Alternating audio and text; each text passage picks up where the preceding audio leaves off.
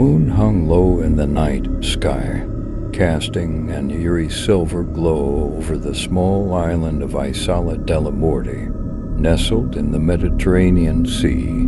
This picturesque paradise was known for its stunning beaches and rich history, but beneath its idyllic facade lurked a sinister secret. The island was a stronghold of the dreaded cartel mafia. In the heart of Isola della Morte lay a quaint fishing village named Porta del Terror. The villagers lived in perpetual fear, their livelihoods controlled by the mafia. Most of them had resigned themselves to a life of silent suffering, but a group of brave souls dared to challenge the darkness that had engulfed their home. Antonio Bossi, a local fisherman, had lost his brother to the mafia's brutal grip. Determined to bring justice to his family, he gathered a small band of like-minded individuals who had also suffered at the hands of the cartel. They called themselves La Luna Nera, or the Black Moon, and they operated in secret, hidden from the prying eyes of the mafia. One ominous night, Antonio received a cryptic message that sent shivers down his spine. It was an invitation, scrawled in red ink on a blood-soaked piece of parchment, summoning him to the abandoned lighthouse on the island's northern tip. Despite the foreboding message, Antonio knew he had to go, for he suspected it might hold the key to unraveling the cartel's dark secrets. As he made his way through the dense undergrowth towards the lighthouse, a sense of dread enveloped him. The lighthouse, with its crumbling facade and shattered windows, was a haunting sight. As he entered the derelict building, a faint, flickering light guided him up the spiraling staircase. Antonio could hear the wind howling through the cracks in the walls, but he pressed on. At the top of the lighthouse, he found a room illuminated by a single candle. Seated at a weathered wooden table was a mysterious figure, their face concealed by shadows.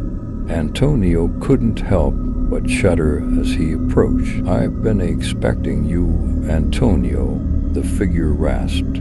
"I have information that could bring the cartel to its knees, but it comes at a grave price."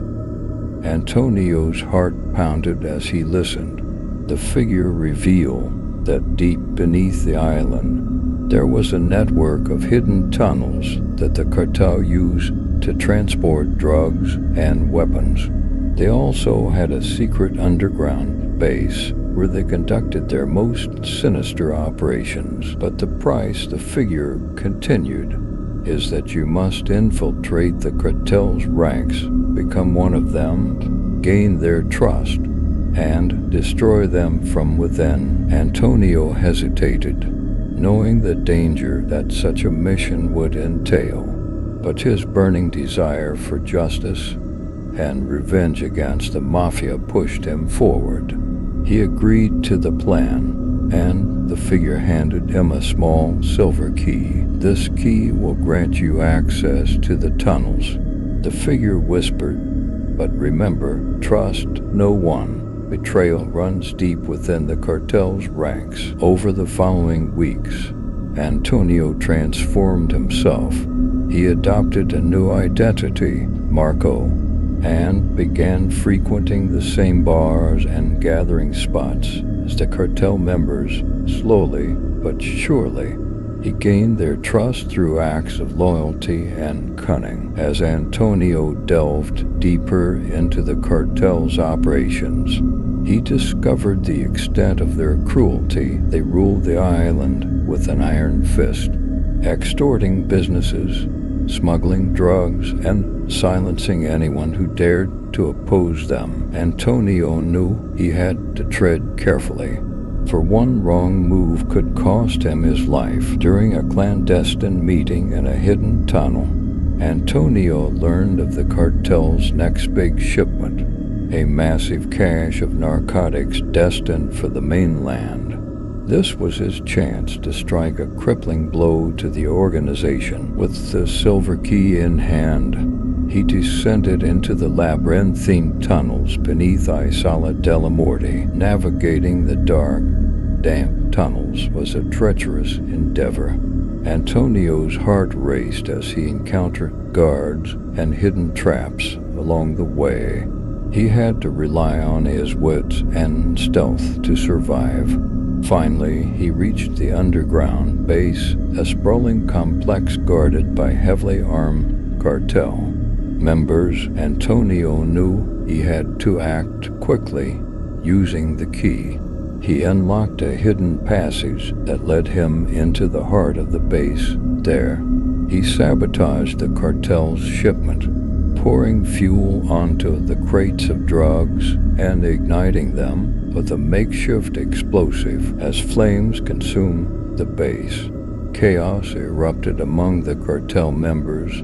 Antonio fought his way through the pandemonium, his determination unwavering. He had to escape before the entire underground base crumbled to ruins. Miraculously, Antonio emerged from the tunnels, battered and bruised, but alive. The destruction of the cartel's drug shipment was a devastating blow, one from which they would struggle to recover. News of the incident spread like wildfire, igniting hope among the villagers. The cartel mafia on Isola della Morte was on the brink of collapse, but the battle was far from over.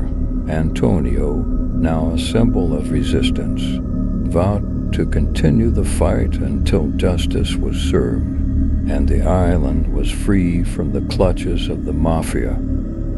As the moon hung low in the night sky once more, the people of Porta del Terra looked to the future with newfound hope, knowing that the black moon would guide them out of the darkness and into the light.